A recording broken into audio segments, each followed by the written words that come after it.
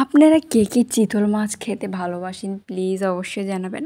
আমার তো অনেক বেশি প্রিয় চিতল মাছ। চিতল মাছে অবশ্যই কাঁটা থাকে কিন্তু অনেক ভালো লাগে, টেস্ট অনেক সেরা লাগে। তো চলুন আজকে এই চিতল মাছটা আমরা কীভাবে রান্না করছি আপনাদেরকে এটি দেখাবো। তো আসসালামু আলাইকুম সবাইকে, আশা করছি সবাই অনেক ভালো আছে। তো সকাল সকাল এটা বাবা বাজার থেকে এনেছিল চিতল মাছটা, এই বড় সাইজের একটা মাছ এনেছিল। তো আমি তো দেখে অনেক বেশি খুশি হয়েছি। তো চলুন এটা রান্না করা যাক। তো এটাকে ভালো করে আমি এটার যে আমিষটা থাকে ভালো করে আমি পরিষ্কার করে নিলাম।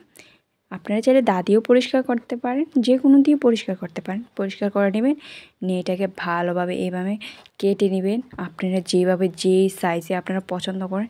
তো আমি এটাকে ছোটো ছোটো করে পিস করে নিয়েছি, কারণ বেশি বড় খাওয়া যায় না, তাই ছোটো ছোটো করে এভাবে সবগুলা পিস করে একদম ধুয়ে পরিষ্কার করে ঘরে নিয়ে আসলাম।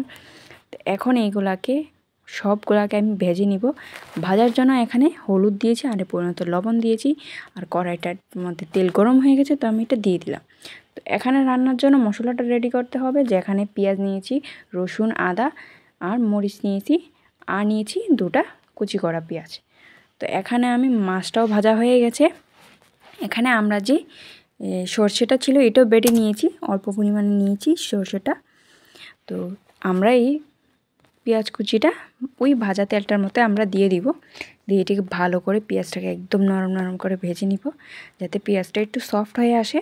তো এখন আমরা যে পেস্টটা বানিয়েছিলাম মশলার, ওই পেস্টটা আমরা এটার মধ্যে ঢেলে দিব। তো ঢেলে একদম ভালো করে এগুলোকে পেঁয়াজের সাথে মিক্স করে নিব। নিয়ে এখানে আমি 1 চামচ মরিচ গুঁড়ো, 1 চামচ, এখানে 2 চামচ আমি হলুদ দিয়েছি, আর ধনিয়া গুঁড়ো 1 চামচ, লবণ 2 চামচ দিয়েছি, পরিমাণ মতো লবণ দেবেন। দিয়ে এটাকে ভালো করে আমরা মিক্স করে নিচ্ছি। তো সবগুলাকে ভালো করে মিক্স করে এখন আমরা এর মধ্যে বাটা সর্ষেটা দিয়ে দিব। সর্ষেটা মাছের মধ্যে দিলে অনেক দারুণ লাগে, সবগুলোর মধ্যে অনেক ফাটাফাটি একটা জিনিস। তো এদিকে আমাদের মশলাটাকে আমরা ভালোভাবে কষিয়ে নিব, কষিয়ে ভালোভাবে এটা তেলটা বেরিয়ে যাবে। তো মশলাটা এভাবে একদম আঠাটা হয়ে যাবে। তো এখানে আমরা দিয়ে দিব জল। তো জল দিয়ে ভালো করে এটাকে মিক্স করে এটাকে আমরা 5 মিনিটের জন্য জলটাকে ফুটিয়ে নিব ভালো করে।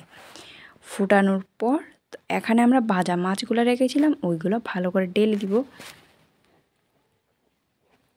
তো সবগুলাকে ভালো করে ঢেলে এটাকে আমরা আবার 10 মিনিটের জন্য ভালো করে একদম মশলাটার মধ্যে দিয়ে দিব।